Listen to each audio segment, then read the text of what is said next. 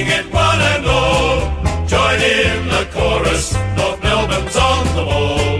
Good old North Melbourne, they're champions, you'll agree. North Melbourne is the team that plays to win for you and me.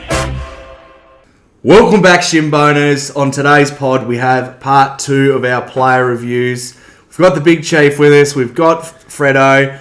Going to go through players, Guernsey number 16 to 30 for part 2. If you haven't checked out part 1, hit stop, go back, listen to part 1, catch up, and then it'll flow perfectly through. But before we start, just wanted to say thank you to everyone who has been supporting the pod. If you can, please like, subscribe on whatever listening platform you use. Best way to support the pod. Doesn't cost a cent. And the other thing I want to mention before we start, happy Father's Day to all the boners out there. Hopefully you've had a bit of breakfast made for you and get to tune in a little bit later on the Savo to the AFLW. Hopefully having a big win. But Chief, I'll start with you. As my old man, happy Father's Day and welcome. Thanks, Baz. Happy Father's Day to you. I believe you did get breakfast in bed. The little deputy chief made you some scrambled eggs or something, didn't he? He did well. Yeah, well, notice you came empty-handed here. I didn't get anything. Anyway, great to be back, and some hard ones to do in this next 15 or so we're doing. Yes, right. Well, we might kick off and we'll start with the man who I haven't given an introduction to yet. Frog, kick us off. Firstly, how are you going? And then start us with Zack Fisher. Yeah, good, thanks, mate. Let's get cracking into it. We've got number 16, Fisher. And he's just only just the 7 games this year. Multiple injuries didn't help. He had a concussion, he had a hamstring, then the bad calf injury later in the year. But the games he did play, for me, very minimal impact. Was the sub twice, starting as a sub twice. So it's just a very average year. He's lost his spot down there. He was preferred over, I think, other defenders like Hardman earlier in the year, that extra backman role, because Colby was forward. But he's gone from averaging career high 24 disposals last year, 24 obviously in a different role to Carlton, but this year just struggled to impact, and for me a D-. Yeah, I've got the same. I think he massively underachieved. I think you summed it up really well. He had a really poor year. Injuries hurt, but even towards the back end of the year, he's in the VFL, couldn't force his way in, and I can't see how he makes it into the side next year. Like, I think if he is on our list in 2026, that being that he's not traded, I think he'll just be a depth player alongside a few other older players in the VFL that we've already discussed and will continue to discuss. Chief, what are your thoughts? I agree with everything you said. He's been overtaken by others, as in Mini Helmet has overtaken him. Colby obviously is fantastic when he's back there. And he only averaged 13 disposals. Expectations for me, he was below, and I graded him a D. Yeah, I gave a D-. I'm not sure whether I said that or not, but and he's on a 4-year contract still, isn't he? 2 to go. Yep. So it doesn't look good because I don't think he's in anyone's best 23. He's without doing the numbers, he'd be lucky to be in the top 30 at the club. So, and we've got 2 years more to go of him. And you talk about trade, Brady would have to use some secret herbs and spices to get anything for him, I think. Just take his contract and get him off the list. It'll do me. Agreed, 100%. Why don't you roll with Riley Hardman? All right, now we can bring it up a bit because you mentioned Fisher was probably one of them keeping Hardman out of the side early days. Once he got in, he clinched his spot. He played 17 games for a career total of 20. When he finally got a chance, he showed a lot for me. He showed enough defensively. He's a much better defender than the aforementioned Fisher. He looked comfortable back there. He's got a penetrating left foot, which is probably a little bit underutilised still.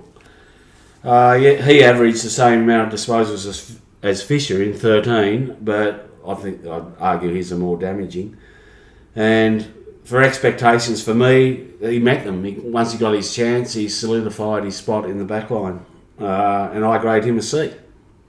Right, I'll go next. So I graded him a B-. I think he significantly overachieved on what our expectations were for his second season of AFL. I thought once he finally found his way in, and it was really frustrating because supporters wanted to see him in, the odd time he was in, he was as a sub, and it drove us insane. I remember at Gather Round when I was there, I was talking to Foss's mum about Riley Hardman, about how... Hang on, I just picked that name up you dropped. It was about the frustrations of supporters about not seeing him in the side. But once we got there and he got a game, he locked his spot away. And the thing that impressed me the most, we know his run and drive, but his defence. His defence was immaculate and really lost a one-on-one, had found the perfect balance. And then just forecasting for next year, I want to see a bit more ball in his hand. I'd love him to take some more kick-outs because, especially when we're going long down the line as a sort of a safe option, I'd rather him kicking at 70 than Daniel kicking at 45. 70? Yeah, by the time he runs from the goal square, by the time he takes a bounce and kicks it. Yeah, right. So I graded him a B-, Frog. Yeah, I actually gave him a B- as well, but just I know that you had already said a bit, but I've got a couple other things. I think we're all very impressed with him, but he just had the taste last year with the 3 games and got his chance this year, like research running at round 5 and 6, but only as the sub, and it's hard to impact as a sub. Then he went out, got dropped, but that's because George came back into the team, so you're not going to argue with that. But Fisher was still in the team at that stage. He was still behind the Fishers in the pecking order at that stage. Then they had a bad game against one of the many bad games, and they dropped Griffin Logue, and Fisher was injured.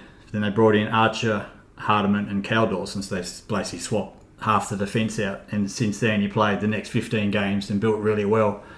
Like you said about the kicking, but also he had a highlight.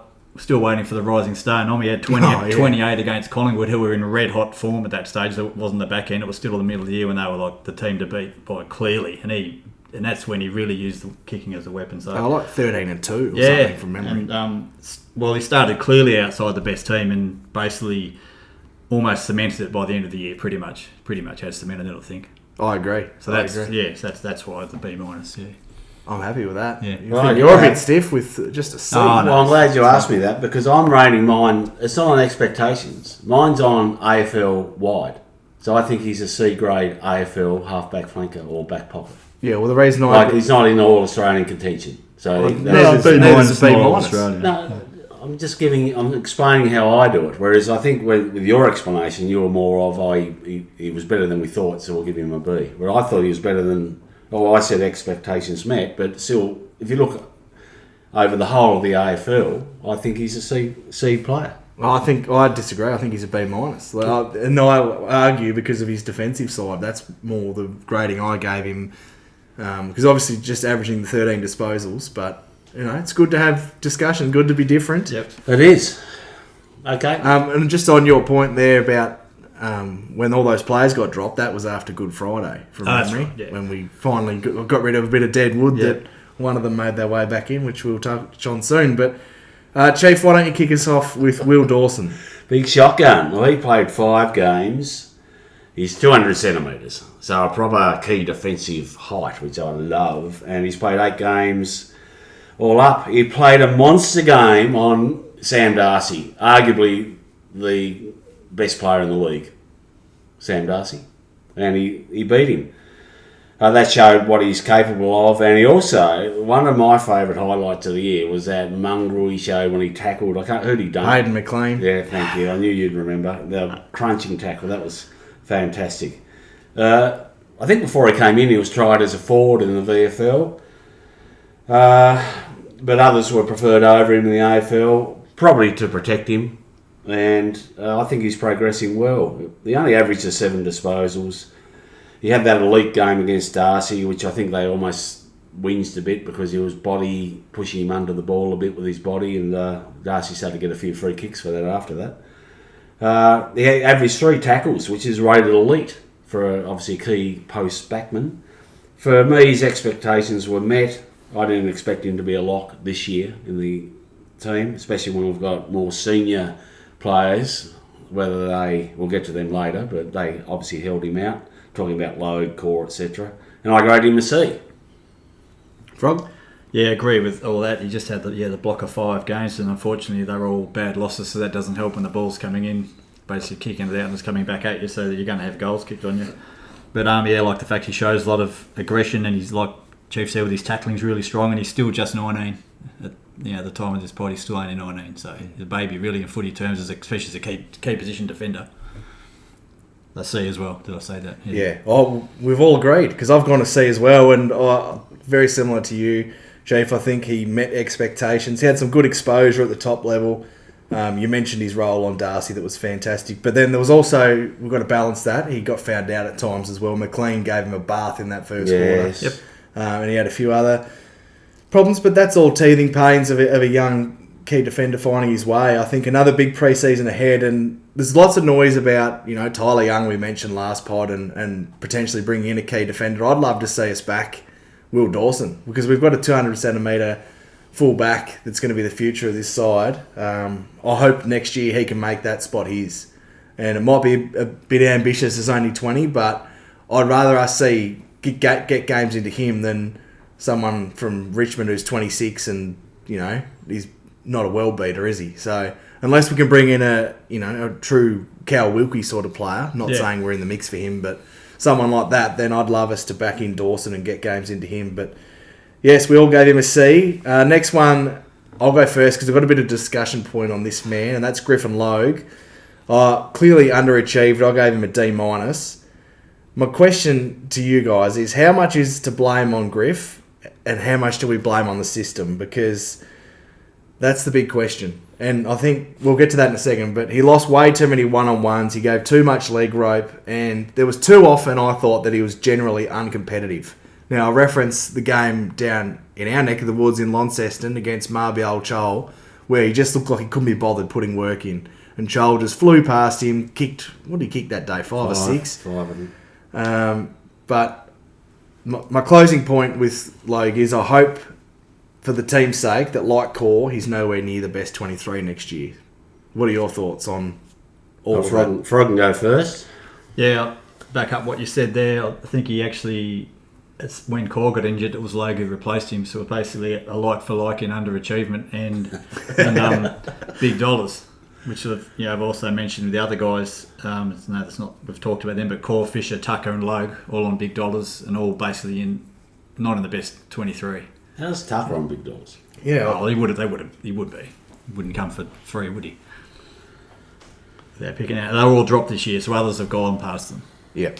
Which is a shame, really. Because I didn't bag him completely, but he looked a bit rusty and lacked confidence, probably the post-injury. But he did have some good moments. He does do a good spoil at times, a bit like Core, but it's just too much difference between the good and the bad. Well, his game against Richmond was really good. He was close to getting in the votes when we were doing the votes. Yeah, definitely. He was pretty impressive. Yes, and you've got to be really good to get in the votes and the most prestigious. And just not switched on, a bit like Core as well at times. When you're meant to be there to be leading, help those younger guys.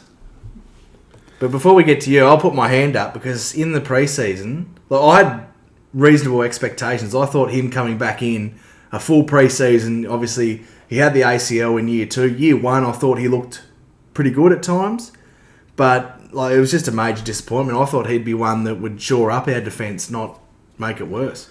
Yeah, I agree. I've got him, pretty much everything you've said. He hasn't played 100 games yet, which surprised me when I looked up his stats. But he's been around for a long time. He's in the perfect age bracket where he should be a leader down there and impacting. He doesn't impact. 2 or 3 games a year he impacts, but the rest, like you guys have covered it, he's just not up to expectations.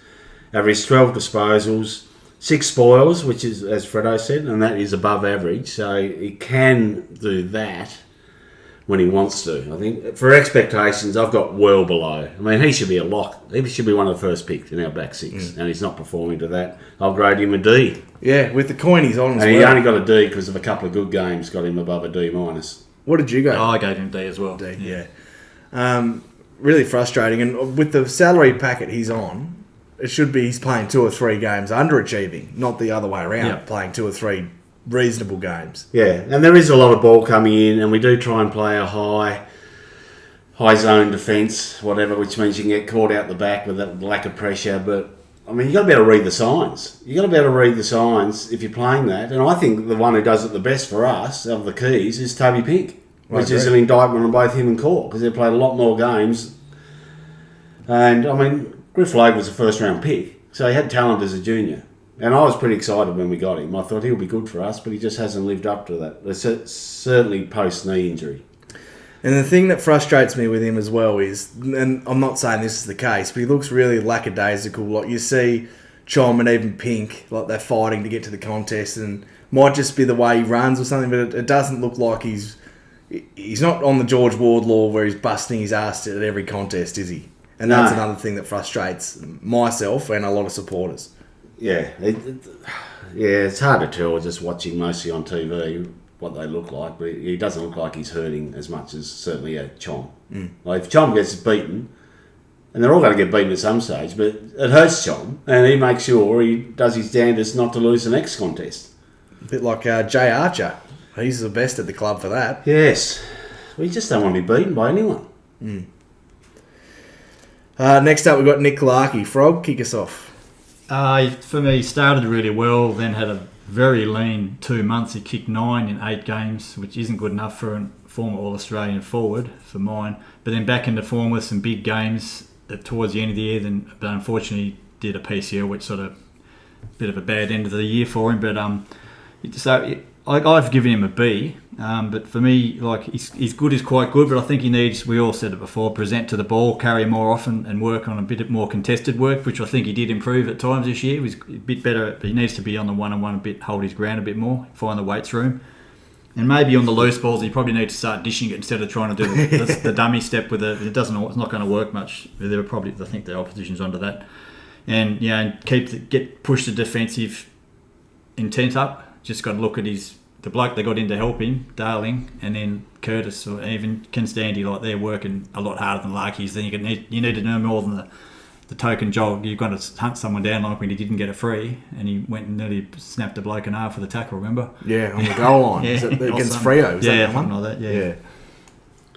Yeah, I'll go. Look, played 17 games for a total of 134, and he is vice captain. So the club expects a lot. And so do we. And he spearheaded an attack that struggled for inside 50s, both in quality and quantity. He kicked 41-15, which is actually down on his career average. In terms of accuracy, it's normally elite, but he's just slipped to above average. Look, sometimes he benefited, and we'll get to him later in this pod, to Darling being there. Darling being very experienced and put little blocks on and things for him. But I agree with everything Fredo said. He did drop off. He had a bit of a horror patch. At times his body language doesn't look good, where instead of chasing, he's arguing, got his arms out to the umpire. Well, that 134 games, they haven't changed the decision when you've done that. So maybe stop doing that, especially as a vice captain. I don't think it's a good look. And he doesn't tackle. Well, he can't. He doesn't tackle. He's poor for tackles compared to other key forwards. So, less arguing with the umpires, more chasing and getting hold of the rebounding defenders. For expectations for me, he met them like he was a key forward. It's always up and down in a side that's in the bottom 3 as a key forward. So he met expectations. I grade him a B-. Yeah, I think that sounds about right. And it's worth noting when you mentioned that stretch of games where he kicked 9 goals in 8 games, that was where he really lost the plot in terms of his kicking. Like the game against Port Adelaide, Essendon as well from memory, but he found some serious form late. 41 goals in 17 games is still a really good return. The thing I want to see, you mentioned his tackling, I want to see him limit the amount of intercept marks that he's conceding and be a tad more consistent. Obviously that down stretch was the worst we've seen from him in a long time. But the positive I've got that doesn't really relate to Nick, but it's worth bringing up now, is I was really glad to see the forward line function so well without him, because we've been so reliant on him being the focal point, and I think he was our leading games for consecutive games played for a stretch there. Yeah. So I'm still bullish on what he can do. I think his defensive intent is okay. I'm not quite as harsh on that as you are, because quite often he's getting crunched 3-on-1 in a pack, and then you've got your other forwards who aren't doing enough defensively outside of PC. Yes, it's something he can work on. I'm not as concerned as you, but I'm still bullish on what he can do, and I'm seeing him kicking 55 plus again next year. Yeah, well, he averaged, like you said, 2.4 a game. It's not bad for a key forward in a team that finished 16th. 2.4 what? Goals. Yes. Per game. So almost just shy of 2.5. It's pretty good. Right, I'll keep rolling on. Next up, CCJ, the big zombie. I've graded him a D-. He's underachieved. Now, this might be harsh because he's only played one quarter. Yeah, I think it's very harsh, but that one quarter was horrific. He got smashed by Grundy. He looked uncompetitive. Yes, it's harsh, but I suppose he's probably getting a bit of CCJ tax of underachieving for years when I've done this grade, but he's lucky to be on the list in 2026, and it's absolutely last chance saloon. Right. Is he officially signed? Signed on? Not officially, No, I but don't think so. But there were rumours about 2 months ago. Yeah. and still, Glenn McFarlane reported as well last week. Someone tagged him on socials, and he said that CCJ will get the year. So Yeah. all the noise coming out is that he will. And seeing we've delisted Teakle, you could nearly take it to the bank that he'll be on the list. Yeah, I agree. I'll keep going. Right, he only played the one game, or one quarter you've covered. He's 200 centimetres, so he's a perfect forward/backup ruckman.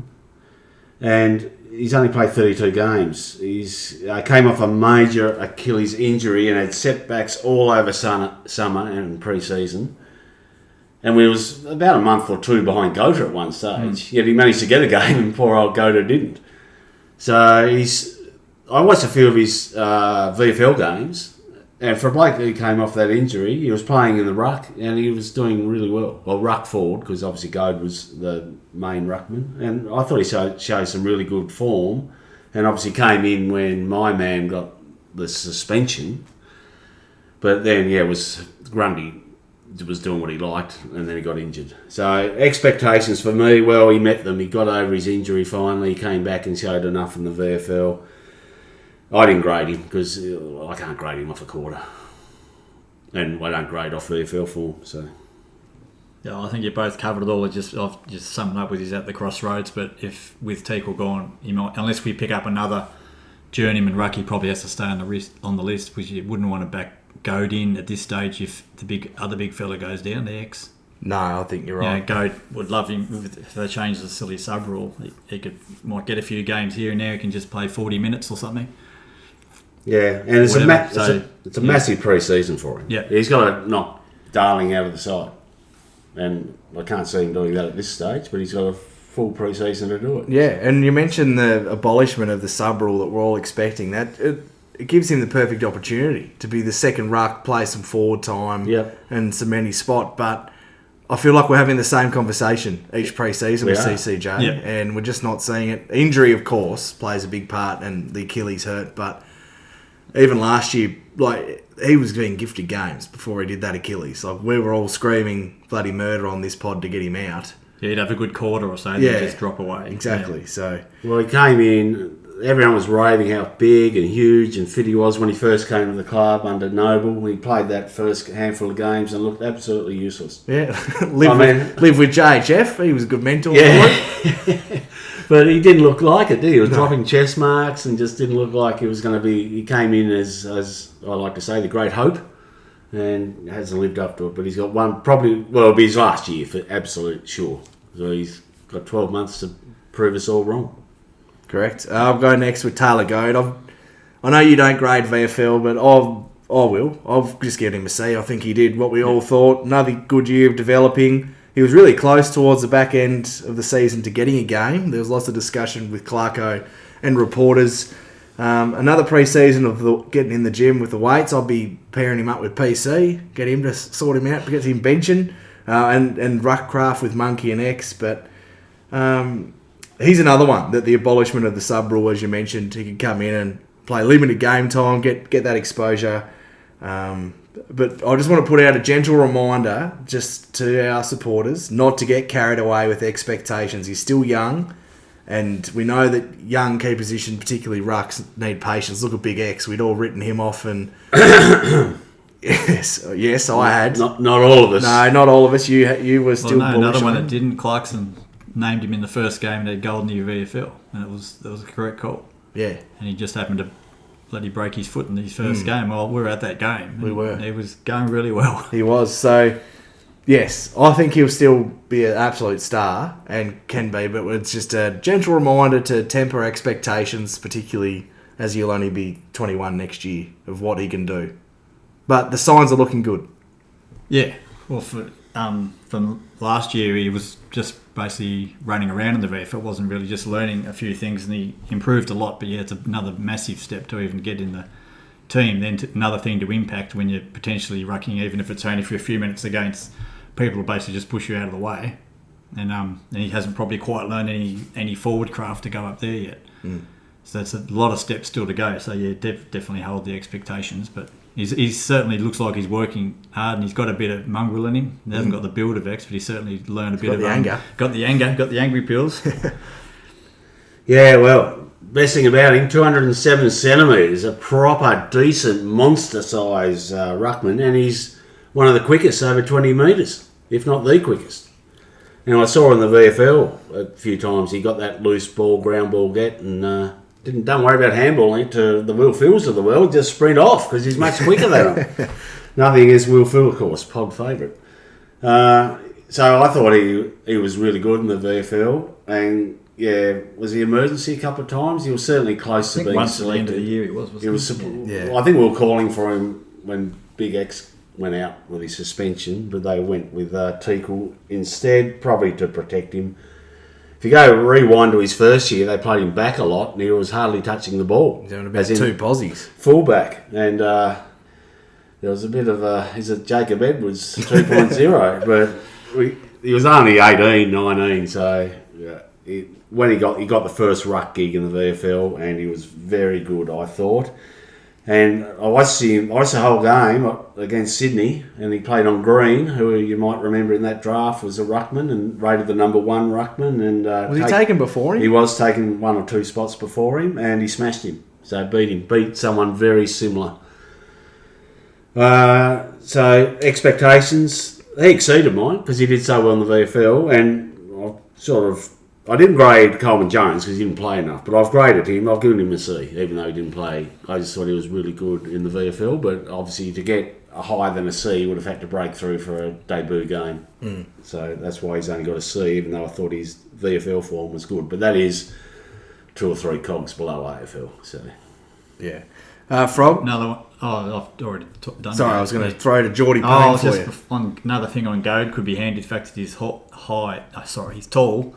If they change the rule in the ruck, we probably need at least one of them that's got a fair bit of height and a bit more leap. yes. The anti-X rule. Yeah, that's exactly what it is. It's ridiculous.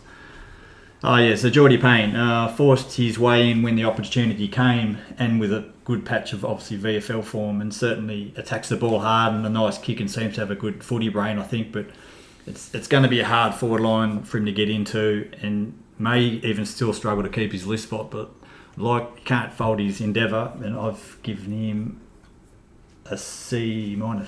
So have I. I gave a C- as well. Took him forever to finally win a debut. They just didn't want to pick him, Mitch. No. He looked comfortable enough at the level, though, I thought. 3 games, 3 goals. Not bad for a small forward. Probably helped that we played really well when he came in, like the side lifted.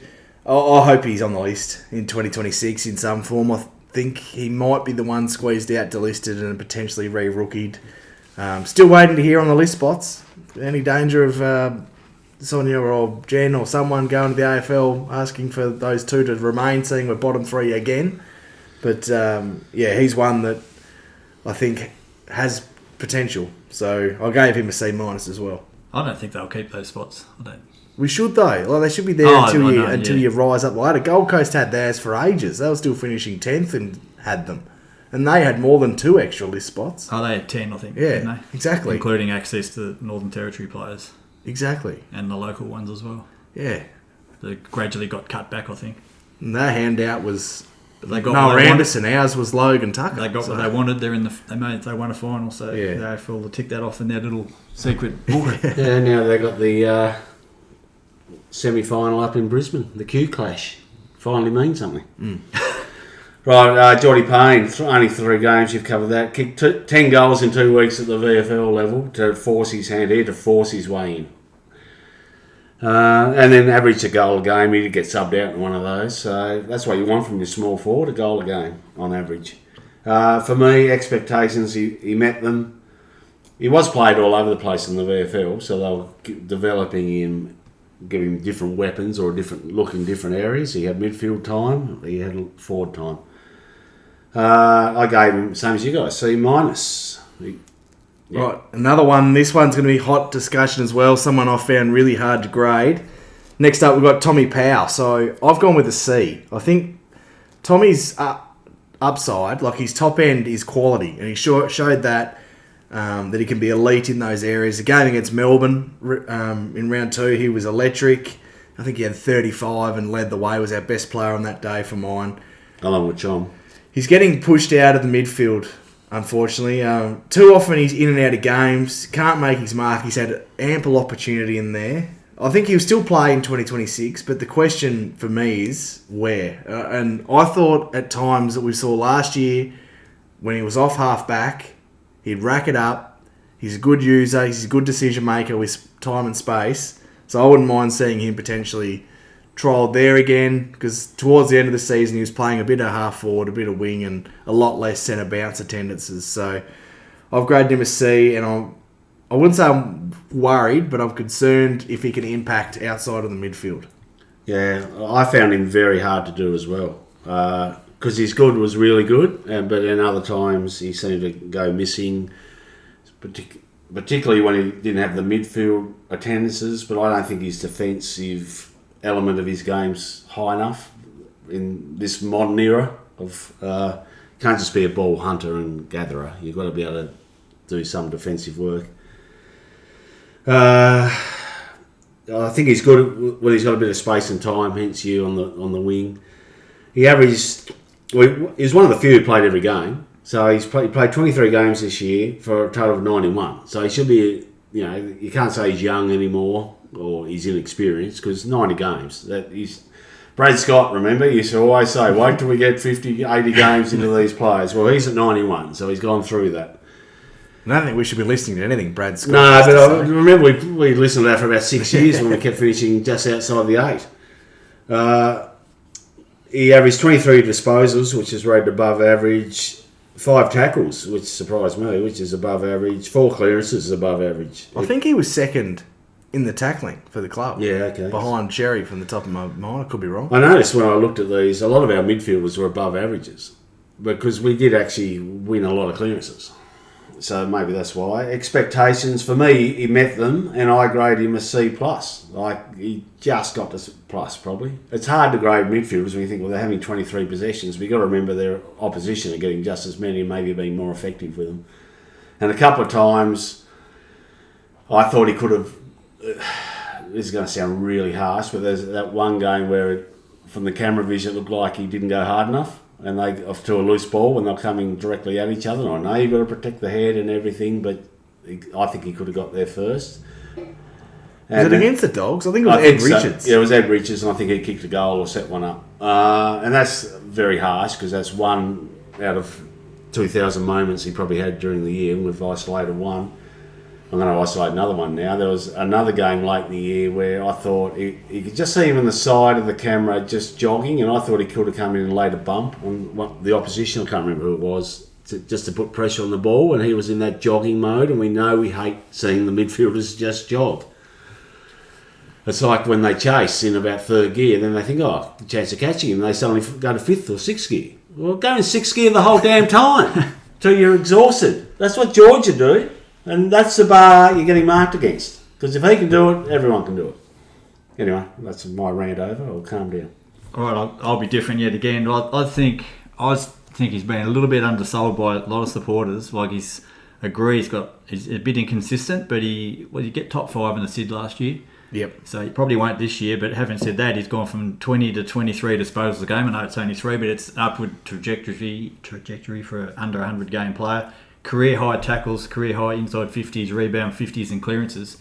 Probably with less mid-time, obviously clearances around the ground, so it probably means he's working back harder than we think. Maybe not always on the defensive, but geez, they're all a bit like that. The mids. Yeah. Most of the team, as we've covered that with other players, but He's good. He's very good, and I feel like he's good in a lot of the handball chains and kicking chains we get. You always see Powell's in there amongst it, so he's obviously getting the right running patterns in there somewhere. And he had 12 games of 24 plus, which is I think is pretty good, especially when he was forced to the flanks at both ends. And I've given him a B minus, which is from my sort of comparing to other players I've rated, the same as Simpkin. I like it, But I'm not copying. Just sort of looking. You've got to look at the other grades I've given to make it sort of in line. And yet also played 48 games straight, and he's the clubhouse leader, which I like looking at that. But I mean, he must be doing something right in the coach's eyes. But there'll be people coming through his spot though, like O'Sullivan and McKercher, if they eventually move into that spot. So he's going to have to find some other tools, but he's not going to be starting in the square, I don't think, very often. Might be the fifth option or something for a little bit here and there, but he's not going to get into those other boys. No, particularly if we land a Windhager. Yep. Or someone like that we bring in as well. So, well, what did you say? He was top 5 Sid last year. So he's fallen off a bit, hasn't he? And he's been pushed out at the end of the year when we got George back and Harry in the midfield and obviously LDU. He got pushed out of that first rotation, which he had a fair chance at most of the year. So we've gone C, C plus and B minus. So, I mean, a C is a pass. Let's not get down. I mean, a C is a good year. Yeah. Next up, someone who did have a very good year, and my man. Let's go to Paul Curtis, and I've given him our man. Yeah, we all picked him for AA. We did. Apparently, the other people that pick it didn't. I've given him an A. Right. So, basically what we do is we talk and then we leave a bit of suspense to what the grade is, but you've just gone back to A. Everyone knows. Okay. Long-time boners know that he's getting an A for the season. He took the next steps in becoming an elite small forward of the game. If it wasn't for the North Lawyers, he'd be wearing an All-Australia jacket as we speak. Yes. In Bali somewhere, enjoying his time off as an All-Australian. But to be serious, though, he's so dangerous one-on-one and at ground level, highlighted by his 5 goals against the Tigers, which I loved because he stepped up. No Larkey. Zerha went out early. He's a future champion of the club. The challenge now for PC is, can he back it up? We don't want to see him sort of regress, as we've seen far too often with North players. Go to another level. But the big tick for him was, I think he was top 5 in the comp for tackles inside 50. So his defensive pressure went to another level. I was critical of it at times last year, that he wasn't working hard enough. He got that out of his game. He was awesome defensively. We know what he can do offensively, one-on-one, how dangerous he is as a dual threat, and I graded him an A. I thought he had a fantastic season. Right, I'll pick up the defensive pressure because I thought he improved that last year. It was probably years 1 and 2 where it probably lacked a bit of intensity. I was critical on this pod early in the season last year. Yeah, it was probably a preview because I thought he was good last year and he's taken to another level. You worry about him falling off. He's improved every year. Now, you compare him to Tommy Powell. Curtis played 78 games. Tommy's 91. I'd say Tom has plateaued, hence his grade. Whereas PC's got better year on year, and I expect him to be the same with a bit of improvement again next year. Yeah, I'm not worried. Jacket. I'm just saying that we've seen, like you mentioned Tom Powell, so let's go there. Last year he finished top 5 in the BNF. You'd say each year he'd gotten better, and then this year he plateaued. So I'm not worried that PC will. I'm just saying too often we see North players get that improvement and then get to the 22, 23 age bracket and not improve from there. So I think he will. I think he'll continue to improve, but I'm just saying that's a concern with how often it happens at our club. But obviously new development coaches in. Michael Barlow seems to be doing a good job with our young kids. So that's just my one little asterisk of concern. But I don't think he will, but I just thought it was a point worth addressing with how often it's happened in our previous sort of 5 to 10 years. Okay. I got him backed up a great year in 24 with an even better one this year. He's an absolute beast. Averaged 4 marks, which is above average. 5 tackles, you cover that. That's elite. And 38 goals. We had him down for 40. Would be a really good year marker for him. We had him for over 30 last year. 35 would be really good. Well, this year he's got to 38 and missed 4 games through suspension. No surprise. He's exceeded expectations, and that's awesome because my expectations were high. And I graded him an A. Agreed. I gave him an A as well, and it was basically an All-Australian squad season. I was talking about A's, which I still think he should have been recognised in the squad, and we've been over the under-22 crap before. So, but he's one of the hardest matchups in the league. I reckon other teams' coaches would be sweating what the hell do we do with this guy, because he's very hard to match up. Overhead, on the ground, fend off, tackles well, chases. Very intimidating sort of player. Obviously, tackles a bit too tough for some people, but and his goal kicking, I think, is improved, and his field kicking is always good. But that's he had the odd howler, but he's trying to do the hard kicks as well, not just the easy ones. And he led the league in tackles inside 50. I don't know if you guys said that, and that's insane. But that was one of our biggest downfalls, not on him, but like the whole team. And to lead the league at that while you're still being really offensive isn't basically pretty much insane, really. And that's in a team that all this is in a team that's still learning how to transition the ball to the forward line properly. Yeah. So if we could increase that more, he'd be like a 50-goal forward. Because he's 38, but he averaged 2, so he would have been mid-40s without the suspensions. And just average, so if you go on average goals per game, he was equal 12th in the league in a very poor team. That he's ahead of, just reel off a few names for you: Toby Green, Curnow, McKay, Cadman, Chol, Tracy, Stringer, Walker, Zerha, Fogarty, Myercheck, Fritz, Lynch, Bobby Hill, Watson. Ahead of them on average goals per game, and they're in far better teams. So yeah. Well, except for Zerha, he's in the same team. Yeah. That's as an example. Zerha came in ahead of him, and that's not bad. And Zerha, that's just an example of someone else is in those similar positions, all forwards. Yeah, I agree with everything you said. So it was the easiest one to rate for me, probably so far. Just how much do we talk about him? Because you could do a pod on him. But that's how exciting. And Yep. you mentioned the matchup nightmares. Like the forward line group is looking coming together really well. You get Larkey back next year. Zerha we'll touch on next pod, but he had a fantastic year. Trembath showed great signs early.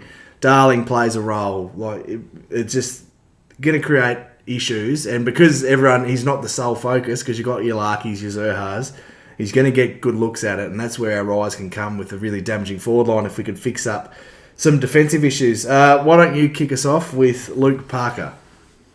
Played 22 games, so for me, it's just we know what he's like just from watching him at Sydney, but as advertised, hard at it, good around stoppages, great ball use, great tackler, and a lot of leadership. Average 23, 4 tackles and 5 clearances. Like he had the odd quiet game which happens at that stage of your career and coming into a team that's probably a bit dysfunctional at times, but I thought he was really good. I gave him a B+.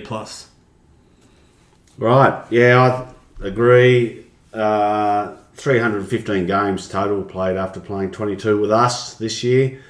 He brought toughness to the midfield with his brutal attack on the ball and knowing when to keep the ball moving through the corridor. Like quite often he'd be the link and he'd just keep it moving, first option, rather than stand, have a look, go back over the mark, and just gives their defence, a chance to set up. So I thought he was really good at that. And we know he can play forward. He did that well. Finished with goals when needed, just pretty reliable when he gets that shot from 40 plus out. You know he's going to kick it more often than not. He 5 clearances, average, which is above average. Average 23 disposals, which is pretty good. It's the same as Tommy Powell, going back to him, but he probably played a bit more on the flanks and the high half forwards than Tom eventually did.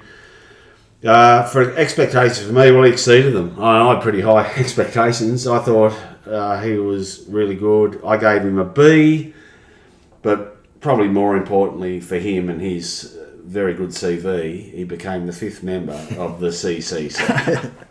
That was the thing that definitely was. That was a highlight of his year. Yeah, exactly. Playing with broken ribs and still being brutal at the ball was what earned him that. I think you've both summed it up perfectly. I think, much like you, I had high expectations when he came in.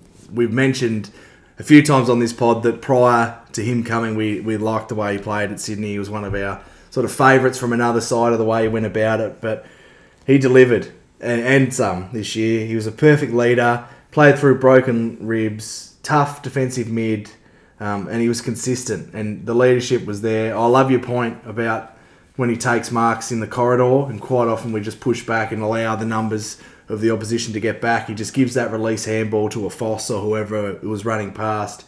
And it's just those small things. And he's been fantastic for the group. I probably didn't think he'd deliver as much as he did. I also didn't think he'd play as much midfield time as he did, but it was needed. So I graded him a B. I thought he was fantastic. Yeah, nice. And just off the top of your head, where did he finish in the most prestigious?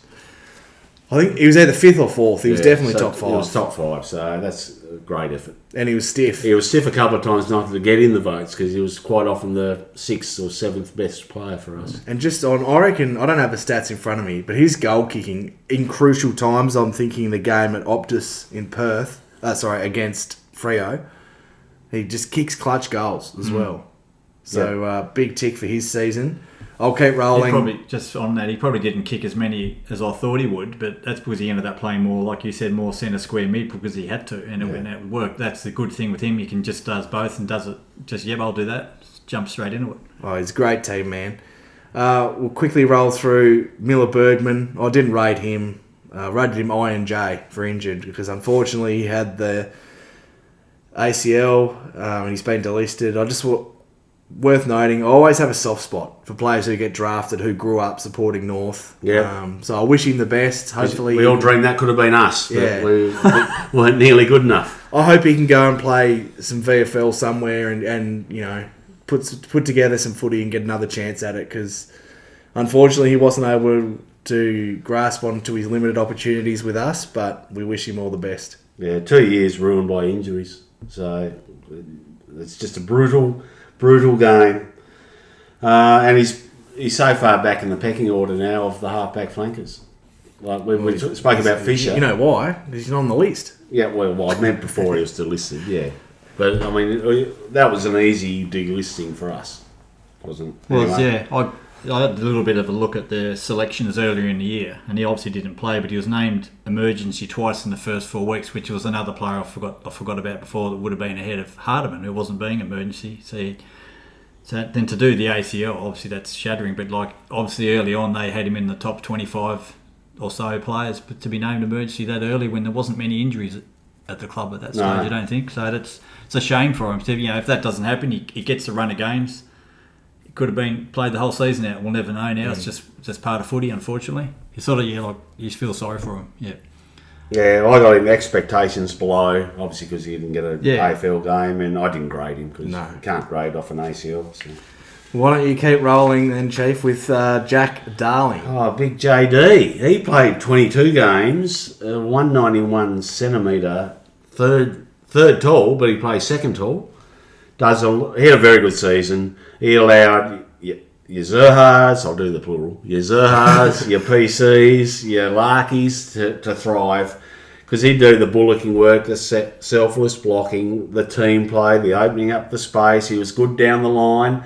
I remember one of the coaches, might have been Clarko, might have been an assistant, can't remember, said he won't get outmarked. And he didn't get outmarked much. The only time was Tracy against Freo, where if we'd have brought that to ground, we might have got a goal. But yeah, he pretty much lived up to. He only averaged 10 disposals, but he's playing permanent forward, back up ruck, 5-10 minutes a game in the ruck. When my man's not just dominating the game. And I thought he did all right in the ruck too. Just used his big shoulders, created some space, and did all right. He exceeded expectations for mine. Like I thought, is he going to be in the team? Yes, but is he going to flourish? And I didn't think he would to the degree he has. He's been fantastic, and I gave him a B-. Right, I completely agree. I gave him a B-. He overachieved. I was one that was pretty vocal when we got him that I thought he was past it. Proved me wrong. Love your point about how he helped others. Played a selfless role. Did well to play 22 games, kicked 24 goals, so he's still impacting goal a game. You take that at the pre-season. What was Kane's? Didn't Kane have a take on he'd run? Yeah, 40 plus. No, that's ridiculous. Yeah, I know. Well, that's why. But over a goal a game, that's pretty handy. One of the moments of the year was when Carlton were coming in that third quarter. He had a chase down tackle. Can't remember who was on, but his defensive side of his game was really impressive. And this is going to sound harsh, and as harsh as it is, I hope someone goes past him next year and towards the second half of the year that he's not in the side, that someone's pushed past him purely because of his age. I love what he does. Battled hard in the ruck, outside of a couple of Tom Hawkins-esque grabbed out of the ruck goals. He was fantastic. And that happens to everyone. So Yeah, it does. B-, definitely achieved more than I thought and had a great season. Yeah, and his set shot goal kicking was the best for us. And that's saying something because that includes Larkey. He was rated elite on his goal accuracy. Frog? Yeah, it's pretty much the same. We've got like his veteran workhorse, leads hard, great IQ, creates space, excellent one-on-one. Like doesn't get outbodied much, chases hard every time. Whoever replaces him, they could have that in bold. Because you see Darling, like he's 30-something, he runs outside 50. Still, you think, he's going to pull a hammy. He's obviously really looks after his body because he just lunges, and a lot of others don't want to do the extra running. We know I've talked about who they are. More than a handy backup ruck, I think.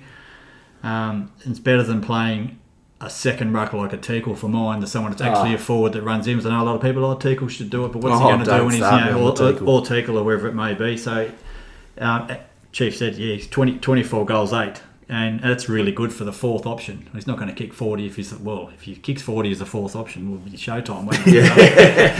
In an ordinary team. And then career high hit outs, 55 and 25 clearances, obviously being in the ruck. But he was pretty good with the clearance. A bit of X, but just grab it and lay it on the boot somewhere. So if he kicks 40 next year, we won't be doing player reviews this time of year, let me tell you. No, we'll be reviewing prelim, baby. I actually gave him a B because, he was above expectation. I was pretty happy that we got him, but definitely exceeded the expectations, especially playing basically every game bar one, but he might have had a calf niggle or something, didn't he? I don't know. It was the shin. Shin was the shin. Yeah. Oh, that's right. Silvani right open, yeah. Cracked his shin open and he still came back on. Well, that was the tackle game. That was the tackle game. Yeah, That's so what a warrior. Yeah. But he's the sort of bloke that, if there's someone, whoever that may, is going to go past him, we'll be the one out there helping him on the track doing it. And he's just that sort of bloke. He's like the father figure there for him, or older brother or whatever. Yeah. Well, that's a great point. And then, like, we mentioned Parker before, like, that's the sort of pickups we want. Like, obviously, it's a pity Parker's 33, or what they both are, and they're 33, but, if they're on good coin, they're deserving it. Okay. Sorry. Yeah. I've got a question without notice. Who's had the better year of the three experienced imports we brought in? Well, it's a just race. to remind everyone, it was Caleb Daniel, who I've already rated, Parker, who we rated two ago, and Darling. Who's had the better year? Parker. I'm going to go Darling, just because of what he's done. Our forward line has been so reliant on Nick Larkey. I think Parker's had a fantastic year, but if you take Parker out of our midfield, it's still produced, like, we've still got so much depth through there. I think what Darling's done to help fix our forward line functioning might just be that surpass him past Parker. But I think it's an even race, but I'm going to go with JD. What say you? You asked the question. I know. I want an answer. Well, I gave you one. So do I. Yeah. You're the deciding vote. He must have picked Daniel. Yeah. Yeah. I'll make it a three-way tie. Well, I rated Parker higher at a B, but I think Darling probably team-wise and being replaceable-wise is probably more important than Parker. Even though Daniel, he plays that role, he doesn't get a lot of votes in, like, the most prestigious. Daniel? Oh, sorry. Darling. You got Daniel on the mind. You've thrown me to Daniel for some reason. Daniel was a distant third. It's probably a tie, but if you're going to make me pick, I'll go Darling just for his team role, and I think Parker's probably had a better year, but is more easily replaced. I agree, 100%. Next up... I'm not asking any more questions. That was way too hard. He didn't expect to be thrown back at you, that's why. Two more to go. Will Phil, I've graded him a D, underachieved. He had opportunity, couldn't make the most of it. In saying that, I thought he was dropped unfairly at times. Our midfield seemed to function well with him in there. But there's just other options they want to get games into. So I think he will get another crack at another club. I'm very sad to see him go. One of our favourite players. Just not enough strings to his bow, unfortunately. He can't, like a Parker or a Powell or a Simpkin, where they can play other roles. I just don't think Will can. He's either in and under or he's out of the side. So that ultimately ended his time at North, and I wish him well wherever he ends up. I've given him a C- because I couldn't put him in with the potatoes I gave B. So, 7 games in 3 different blocks, twice as a sub, 7 times emergency, so 14 times he's in the best 25. But just he's got, look at the players in front of him: LDU, George, Parker, Harry, Powell, etc. It's just hard to get in there, and then obviously he's not quite to their level. He's got his limitations, but he's got very good skills and a great tackler, but doesn't impact enough. He hasn't got the flexibility of those other guys to hold his spot, unfortunately, and I wish him all the best. Yeah, a real shame. Right. I actually had D+. I read D, but it was D+. Right, I'm just going to throw back to my previous question about the 3 experienced players. Who'd you think would have the best year? Had the rewind 9 months before the season. Who did you think of those 3 would have the best year? Oh, Parker. Well, Parker or Daniel. Yeah. But I think I had just Parker when I was asked a question Yeah, on probably, another pod. yeah. I think I had Parker as making the biggest impact. Yeah. But no one would have had Darling, really. No, so that shows how good he's been. And I think a lot would have had Daniel to be that halfback distributor, which he was for every game. But Well, he was dominating training, but what they forgot to realise is it was against us. Yeah. Anyone can come through our forward 50 Been a lot of Brownlows in non-existent. February at North Yeah. training, isn't he? Right, well, back to Will Phil. Played 7 games for a total. He got to 50. That'll be it for him, I think, at North. I think Parker ruined his year, because if Parker hadn't have come in, he'd have been next up and got those. Yeah, all Parker. those emergencies. Yeah, exactly he'd have right. been starting, and who knows what it could have been, but it wasn't. He was given a bit of a run, but he was always first dropped. I think our midfield was best defensively when he was in it. But yeah, he struggles with spread from stoppage and impact after the initial, when it's outside the bubble, if you like. Now, I'm throwing it on to Brady. It'll be interesting. Can he get some value? Because I'll go around the table. I think if we can get better than a 4th rounder for him, this is an alone package, unless we can bundle him up with a Fisher or something and try and get up to a 3rd rounder. Because I can't see, even though he was a pick 3 in 2020, it goes on today's game or his career, which at 50 games isn't good enough. So I think if we can get a 4th rounder, There's no chance we're getting better than a pick 70 Yeah. for him. Well, he might just be Listed free agent. just go wherever he wants to go. well, that's right. fair I'm enough. talking about the best case Yeah. scenario for us is probably a 4th rounder. Anyway, he averaged 14 disposals, 5 tackles, which is above average, 4 clearances, which is above average. All our midfielders seem to be above averages. But we did have a good. You clearance. obviously didn't have disposal efficiency in there, did you? We didn't have. Our midfield was above average. Who sets the bar for the averages? I just say No, I know, but how do they decide it? I mean, the more stoppages you have, the more clearances there are. Yeah. It doesn't always... Well, that's right. If Yeah, you're a but it's free-flowing yeah, team, yeah. you don't have as many stoppages. Yeah. Anyway. The Giants, they wouldn't have many. Expectations for me below, and I grade him a C-. Right, last player, Frog, kick us off with the big Chom. The big Chom, the exceptional intercept mark and spoiler when he's on, and add contested to that as well when he's on. Disposal and decision making, I thought this year improved from last year, as he had a lot of shockers last year, as we've been through before. Definitely needs some work with his one-on-one, and probably needs to bulk up a little bit more. I think it is hard against those bigger guys, but you can't always be the interceptor. You're going to get exposed at times. But we'll never question his effort or commitment to a contest, even under physical duress, which is basically all day long for him. He's always got saw something, and he just gets up and winces for a minute. No, I've got to go again, and he does. So Can we try and get him to round 5 without his shoulder bleeding? I didn't actually tally. I haven't got a games tally, but I assume someone else will cover that. He's definitely 20 plays through a lot. And that's good. You take 20 from him over his injury-riddled career, and I've given him a B-. Yeah, I'll go next. I found Chom the hardest one to rate. I think in terms of expectation, it was about what I expected from him. I've graded him a C+. I think the talk, I've said this multiple times, but I'll nail it down again for the pod. The talk around his position needs to end. He's a fullback, intercepting player. He couldn't touch the ball playing at full forward. And I thought his one-on-one contest work got better. He seemed to judge when to go for intercept marks a lot better. The hope is that we get a Will Dawson to take the monsters, because Chom was being relied upon to take on the monsters, where we want him to float across in front of that. So I thought one-on-one he wasn't too bad. And if we could find someone to free him up a little bit more to be that interceptor. And that's my concern around, and a lot of supporters around, if we look at Lever, because he plays a similar role, where I think Chom's a more efficient interceptor than what Lever could be. Yeah, I agree. But Chief, he's your man. He's the CCC man. You Yep. finish off the pod with your rating for Charlie Comben. Right, we played 20 games for a total of 48 for his career. He starts the game at 199 centimetres, but by half time he's about 193 because he's hunched over, banged up. I mean, I just feel sorry for him, but that's why I love him, because he's so brave. There's no sooking with him, and he'll go back with a fight next opportunity. He started against Melbourne in round 2. You talked Tommy Powell. He was vying with Tommy Powell, and I thought he had about 12 intercepts or something, didn't he? He was on fire. I'm a bit making that set up, but he had a lot of intercepts. He had at least 8 intercept marks. That showed his absolute A-grade potential.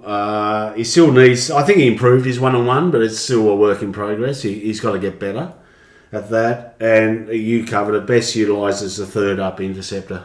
So hopefully looking a couple of years in the future, we've got shotgun locking down on someone, and Chom can come off and the second or third best tall from the opposition and come across an intercept. He averaged 12 disposals, 3 intercepts, which is above average, 1 tackle, which is below average. So he's got to get his tackle count up down there. It was below expectations for me, because mine are pretty high for him. So he didn't quite meet them. And I graded him, same as you, Baz, a C+. Fantastic. Well, hopefully you enjoyed that, listeners. There's part 2 of our player reviews. Obviously, one more instalment to go. We'll be rolling on from Josh Goad to the end of the list. Who's the last? Probably Cooper Trembath. Yep. 47, I assume. So Might finish on a bang. yes, we will. So thanks very much for staying tuned. We'll have our AFLW review as we take on the Pies today. So we'll be reviewing that game at some point in the coming week. And then, part 3. And, of course, we'll touch on the finals as well. Pretty interesting day yesterday with 2 ripper games back-to-back. So we'll talk a little bit more in depth about those as well. But like I mentioned off the top, subscribe, follow the pod, support us. We love the long-time boners. We love all the boners, actually, whether you're just new to the pod or you've been with us since day one. Thank you. Right, thanks very much. Go the Kangas. Thanks for jumping on again, Frog. Thanks, guys. Back again next week. Until next time, Gurus! So join in the chorus and sing it one and all. Join in the chorus